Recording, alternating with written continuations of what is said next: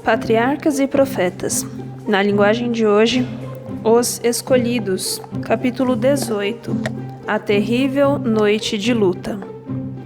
Com muitos pressentimentos, Jacó refez todo o caminho pelo qual passou como fugitivo 20 anos antes. Seu pecado por ter enganado seu pai estava sempre diante dele. Sabia que seu longo exílio era o resultado direto daquele pecado. Pensava nesse ato dia e noite, e com a consciência pesada, a caminhada se tornava muito triste.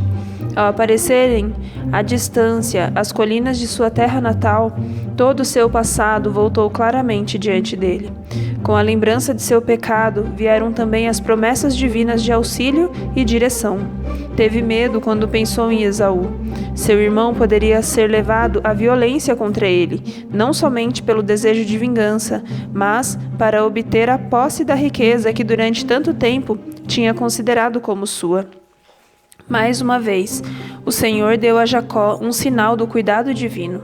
2 exércitos de anjos celestiais avançavam com seu grupo para servir de proteção.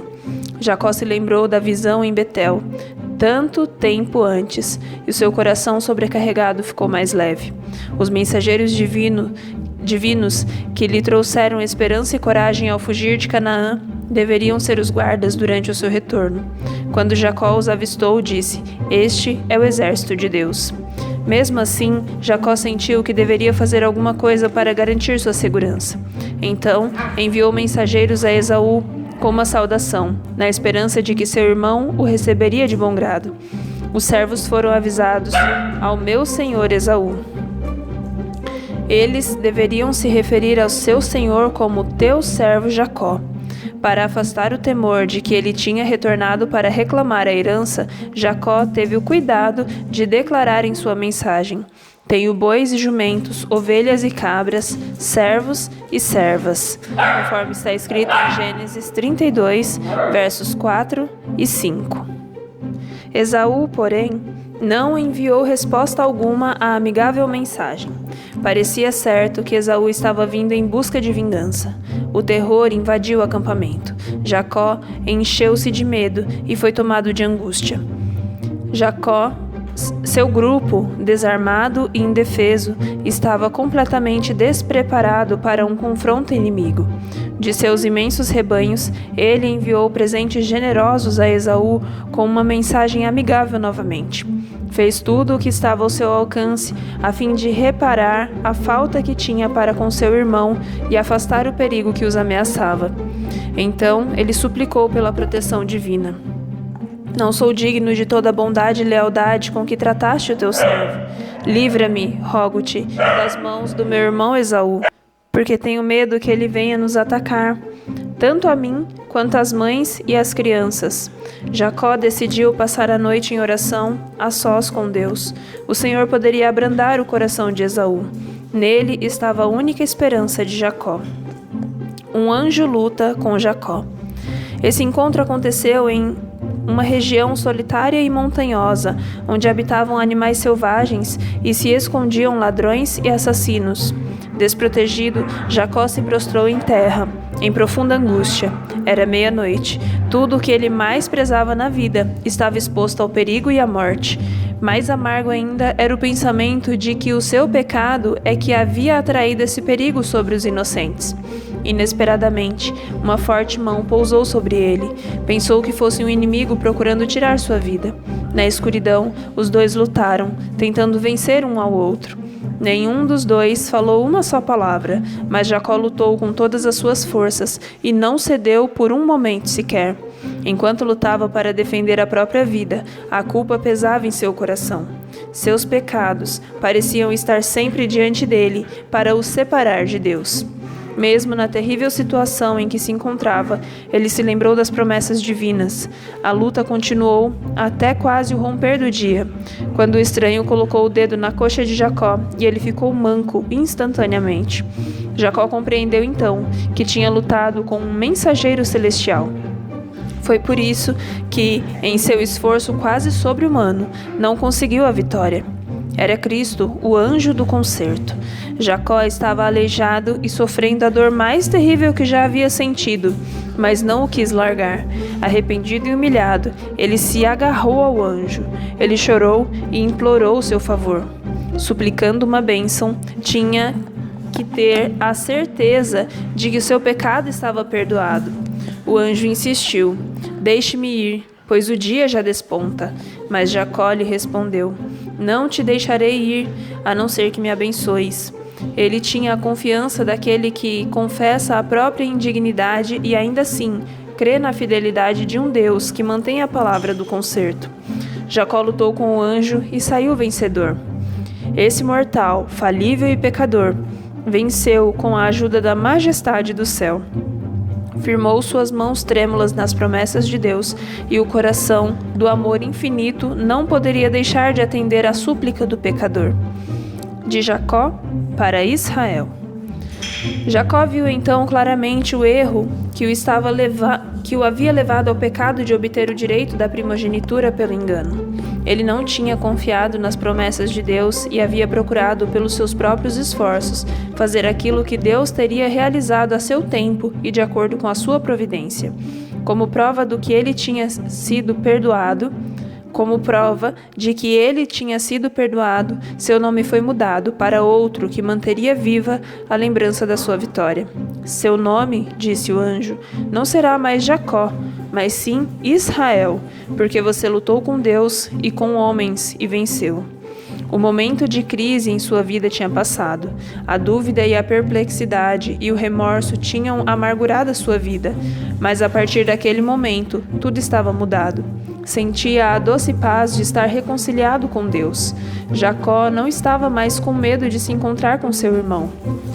Deus poderia mover o coração de Esaú para que ele aceitasse sua demonstração de humildade e arrependimento.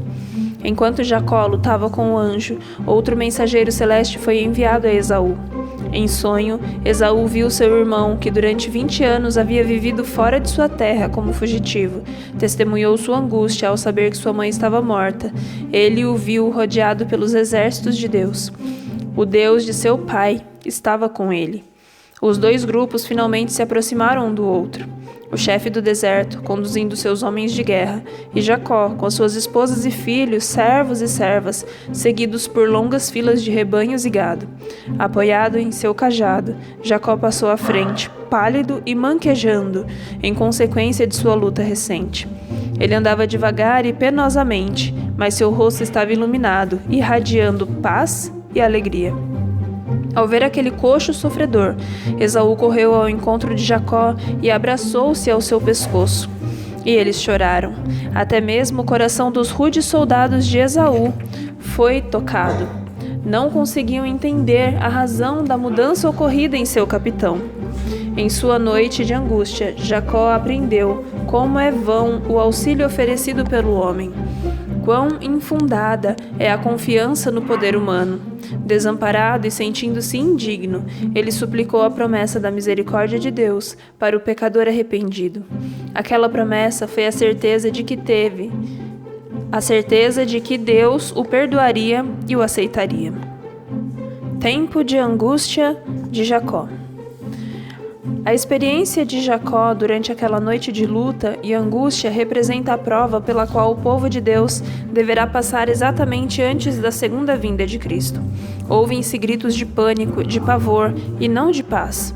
Como será terrível aquele dia, sem comparação. Será tempo de angústia para Jacó, mas ele será salvo. Quando Cristo finalizar sua obra de mediação em nosso favor, começará então esse tempo de angústia.